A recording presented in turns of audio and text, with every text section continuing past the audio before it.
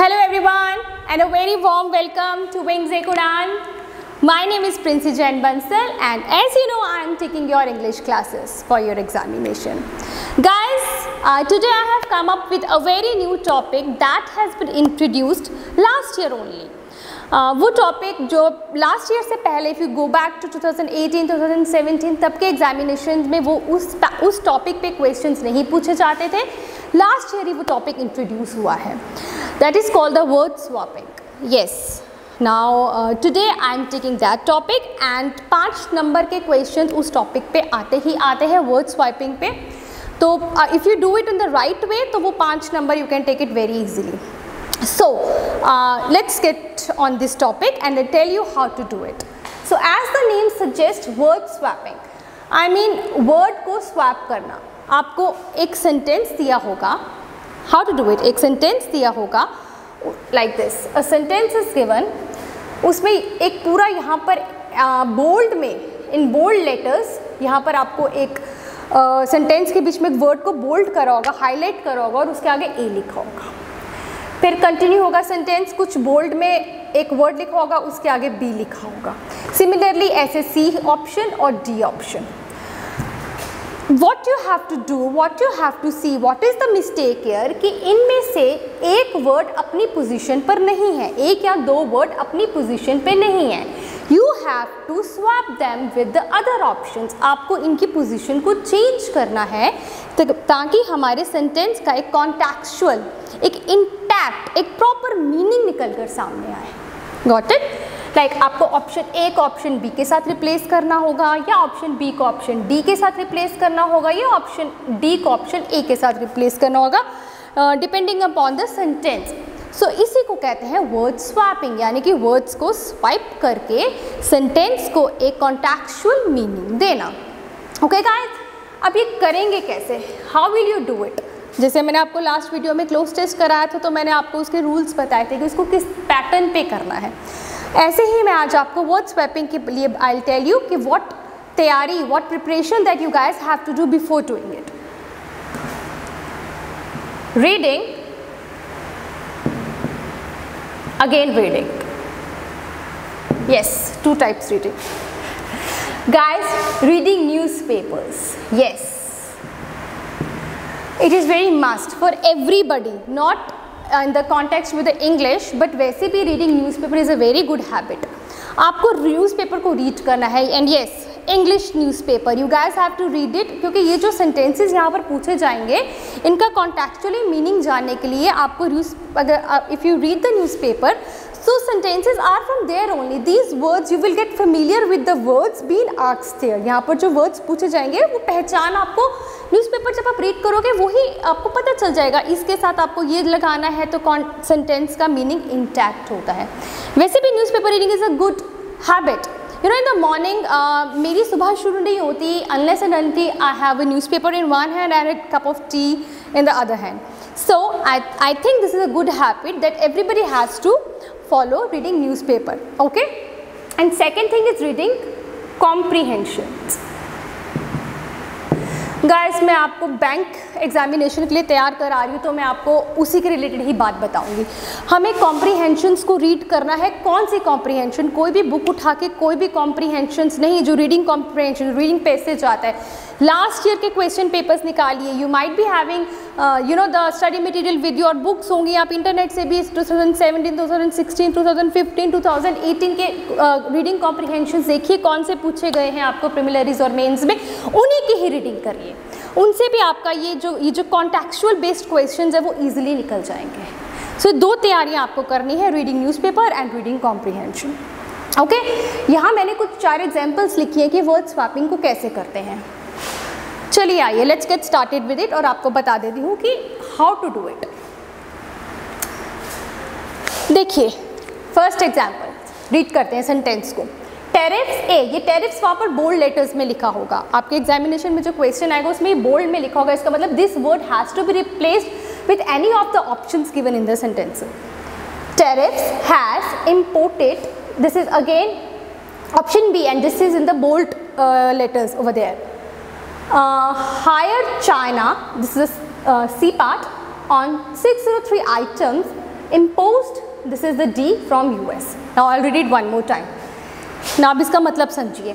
Tariffs has imported higher China on 603 item imposed from US. कहीं ना कहीं आपको नहीं लग रहा है ये सेंटेंस का मीनिंग नहीं निकल के आ रहा है? Tariffs क्या होते हैं? Tariffs are the taxes, that duty. Tariffs have imported. Import तो हम बाहर से चीज़ों को करते हैं ना, import export. Higher China, okay, on 603 item imposed from US. I think you are able to judge it. यहाँ पर वैसे भी हैज़ है, अगर आप इसको ग्रामेटिकल वे में भी देखिए, हैज़ के साथ हम प्लूरल कैसे यूज़ कर सकते हैं? Tariffs are in plural. तो यहाँ पर अगर हम ऐसे करें, किसने इम्पोज करा? तो यहाँ मेरे ख्याल से if you change option A with option C and read it one more time, option A और ऑप्शन को सी को चेंज करते, क्योंकि चाइना हैज़ यहाँ पर आ गया फिर हमारा इसकी जगह टेरिफ्स. तो China has imported higher tariffs, फिर भी सेंस नहीं बनती. तो China has imposed higher tariffs on 603 items imported from US. आपने पहले ही जज कर लिया कि ऑप्शन ए कहीं सूट नहीं कर रहा. ऑप्शन ए और ऑप्शन सी को हमने रिप्लेस करना है. When you look for the options, when you look for the answers, एक ही आपको मिला है ऑप्शन ए और ऑप्शन सी का, लेकिन उसके साथ में बी और डी भी है. फॉर उसके लिए अब आप में से इसको एक दोबारा से स्वैप करके रीड करो. Tariffs, sorry, China has imposed higher tariffs on 603 items imported from US. China ने टैरिफ लगाया है जो उसने आइटम्स अपनी इंपोर्ट करी है यूएस से. तो आई थिंक यहाँ पर राइट आंसर है. You have to swipe option A with option C and option B with option D. Easy है, थोड़ा सा आपको अपना सेंस यूज करना है. This is very easy. Now look for the option number 2, sorry, example number 2. As more fiberless feeding, this feeding is again in the bold there, option A, foods putrefy in the intestines, becoming a processed ground for harmful bacteria. Colonies of acidophilus suffer immensely. ये कुछ एक बार फिर से read करते हैं. As more fiberless feeding foods, feeding foods को कैसे feed करेंगे? फूड तो खुद ही किसी को फीड करता है. तो मेरे ख्याल से यहाँ पर डैश लेके चले तो वो ज़्यादा इजी होगा. As more fiberless dash food putrefy in the intestines, becoming a processed ground for harmful bacteria. अब आपने feeding foods तो नहीं सुना होगा, लेकिन आपने processed foods हमेशा सुना होगा. जो डब्बे वाले फूड्स आपको मार्केट में मिलते हैं, the box food, the can food that you get in the market, जिसको आप पहले से कुकड होते हैं, वो that is called the processed food. So कहीं ना कहीं आपको जज हो गया कि ये ऑप्शन की स्वैपिंग हो सकती है. अब आप लुक फॉर द आंसर्स की ए और सी है हमारे आंसर्स में. आइए देखते हैं. बिल्कुल है, पहला ही ऑप्शन आ गया. तो आपको बाकी देखने की ज़रूरत ही नहीं. अगर आपको इधर से ही आंसर मिल गया, आपकी नॉलेज, आपकी रीडिंग न्यूज़पेपर की नॉलेज और आपकी मीनिंग इंटैक्ट करने की अगर आपको सेंस है, तो you can easily locate it. So, as more fiberless processed food putrefy मतलब decay, decompose, decay in the intestine, जो हमारे processed food है वो हमारे intestine में जाके decay हो जाते हैं and it becomes a feeding ground for harmful bacteria. और बैक्टीरिया के लिए feeding ground, I mean मैदान ग्राउंड नहीं, feeding ground मतलब बैक्टीरिया उसको खाते हैं. And the colonies of acidophilus suffer immensely. ये कोई acid, I'm not from a science background, so I don't know much about it. But इतना मैं बता सकती हूँ, यहाँ ऑप्शन ए और सी को रिप्लेस करेंगे तो हमारे सेंटेंस का कॉन्टेक्चुअल मीनिंग निकल कर आ जाएगा. आई थिंक ये आपको क्लियर हो गया. Now take one more example. Come. It is not difficult to imagine the bewildering array of communal that the recent queries, riots in the nation's capital have triggered in the minds of the young people. कहीं ना कहीं sentence आपको सुनने में उटपटांग लग रहा होगा. एक बार फिर से रीड करते हैं. It is not difficult to dash the bewildering array of communal. Bewildering मतलब confused, little ना, not clear. Of communal that the recent queries, riots in the nation capital. Riots होते हैं दंगे फसाद. अब दंगे तो क्वेरीज में नहीं आते हैं. क्वेरीज तो होती हैं आपकी छोटी छोटी योर क्वेरीज, योर प्रॉब्लम्स. तो राइट्स के साथ हमने हमेशा न्यूज़पेपर्स में भी, न्यूज़पेपर वाला फंडा यहाँ काम आ गया. कम्युनल राइट्स, आपने हमेशा पढ़े होंगे कि कम्युनल राइट्स होते हैं। अभी you know 6-7 months back Delhi में भी कम्युनल राइट्स हुए थे, and when two religion you know they differ in their thoughts then they have the communal riot. So आपको कहीं ना कहीं ये जज हो गया कि बी और सी में चेंज होगा। अब आप ऑप्शंस को देखिए, बाकी को छोड़ सीधा आपको कहीं ना कहीं जज हो गया बी और सी, दिस बी और सी। तो आपको बाकी देखिए ए और डी को अगर आप चेंज करते हैं तो वो नहीं सेंस बनती, क्योंकि आपको इतना पता है राइट्स के साथ कम्युनल आता है। तो ऑटोमेटिकली आपको क्लियर हो गया कि यहाँ पर बी और सी ही ऑप्शन होगा। दिस इज़ वेरी इजी, क्योंकि ये न्यूज़पेपर रीडिंग करोगे आप ना तो आपको बहुत इजी हो जाएगा ये फाइंड आउट करना। Now look for one more example. The president with the senate and consent of the advice, option B, appoints जजेस, diplomatic agents, officers, this is C, of territories and governors of the armies and navy above the rank of colonel।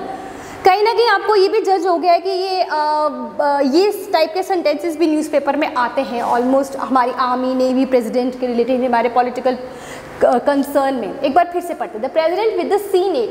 Senate क्या होता है? Senate होता है assembly, जो US वगैरह में जो असेंबली होती है मिनिस्टर्स की, senate. The president with the senate and consent of the advice। Advice को consent भी होता है, मेरा consent है, और एडवाइस होता है सलाह लेना। ओके, अपॉइंट जजेस, diplomatic agents, officers of the territories, और यहाँ है and governors of the army. अब इतना आप जज कर सकते हैं कि टेरिटरीज के ऑफिसर्स नहीं होते हैं हमारी। अब ये जो टेरिटरी है, जम्मू एंड कश्मीर भी एक हमारी यूनियन टेरिटरी, तो इसके ऑफिसर्स नहीं होते, इसके क्या होते हैं?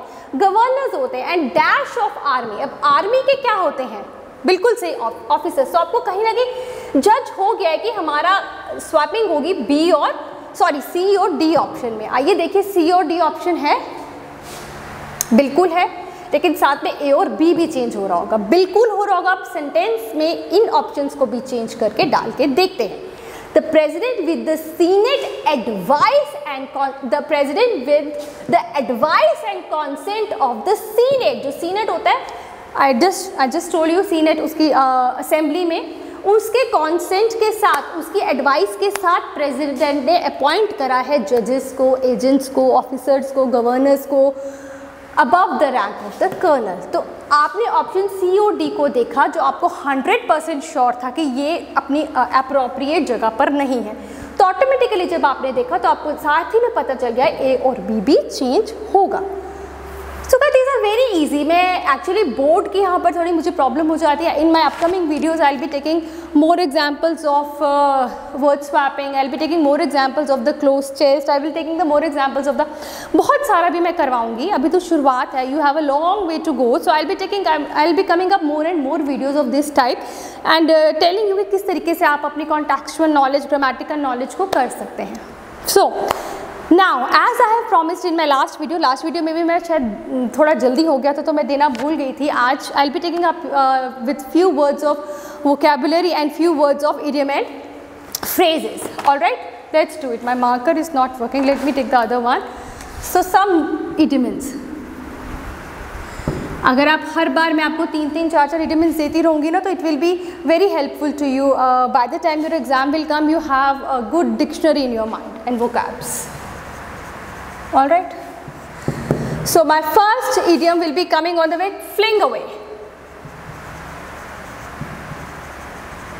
Okay guys, what does this mean, fling away? Fling away, I mean to reject someone, to reject something, fling away. Oh my God, to reject something। अब मैं सेंटेंस इसके फॉर्मेशन करूँगी। Next is wink at. Wink का तो मतलब आपको पता ही होगा, you know opening and closure of one eye, वो आँख मारना जिसको आप हिंदी में कहते हो। विंग कैट मीन्स आँख मारना। Okay, one more idiom I will be giving you, cold shoulder. इसका मतलब भी मैं एक्सप्लेन करती हूँ। कोल्ड शोल्डर का मतलब होता है जब आप किसी प्रॉब्लम में आते हो, आप किसी के पास जाते हो तो आपको उससे वही जो the thing what you want, आपको वही सहानुभूति नहीं मिलती, वही हेल्प नहीं मिलती है, वो आपको you know he doesn't you know help you in the same way you want it, वो आपको ठेंगा दिखा देता है, काइंड ऑफ ना कोल्ड शोल्डर दिखा देता है. सो अब हम इस पर will frame up the sentences. Fling away. Okay, my proposal was flinged away by the by the council of the authorities, by the authorities. My proposal was flinged away by the authorities. उन्होंने मेरी proposal को reject कर दिया. Now wink at मतलब आँख मारना. He winked at me in the party to show his approvals of coming to my home. उसने मुझे पार्टी में wink at करा, ऐसे आँख मार के बताया कि वो मेरे घर पर आएगा. Now cold shoulder. You know, when I was in a problem, I went to him and he showed me the cold shoulder. I mean, like, he didn't help me when I was in a problem. So he didn't help me when I actually need him. So guys, now I'll be taking up your little vocabs. Okay. Now, first word, subtle. Subtle क्या होता है? Subtle means slight, delicate, बिल्कुल छोटा सा, slight change. Slight change. His mom has seen a subtle change in his behavior. उसकी mama ने उसमें थोड़ा सा change देखा है. A subtle change has been noticed in him by his mom. Okay, the next is next word I'll be giving you. Okay, glutton. What is glutton? Glutton is a person, it is referred to a person who eats a lot in a greedy way. जो क्या बोलते हैं उसको हिंदी में, sorry for the abuse, बुक्खड़ kind of लोग जो होते हैं, जो बहुत यू नो खाने को मिल गया तो फटाफट से खा लिया, greedy eater. That this word is refer to this. You can you know refer this word to him, glutton. So my friend is actually a big glutton. You can say like that. Okay, next is puffery. What is puffery? Puffery means false pride, exaggerate, चीज़ों को बढ़ा चढ़ा के बोलना. You know, this advertisement nowadays do use a lot of puffery. I mean, ये बहुत ज़्यादा puffery use करते हैं अपनी advertisement में advertisers. So अरे false pride, चीज़ें होती कुछ नहीं है तो उसको बढ़ा, फेयर एंड लवली लगाओगे तो गोरे हो जाओगे. These is all the puffery. So these are some vocabs and idioms that I'm giving you. And in my next video, I'll be coming up with more. And you know how, if you make a sentence on these idioms and the vocabs, then you have, you will develop a very good vocabulary by the time your examination are there. You have a full-fledged dictionary in your minds. So guys, in this video today, I have taken the word swap, and I think I have made myself very clear. And in my upcoming videos, I'll be taking up more of these things जो आपके banking के exams के related है, वो topics मैं लेके आऊँगी. So with this note, I end up my lecture. Have a nice day, guys.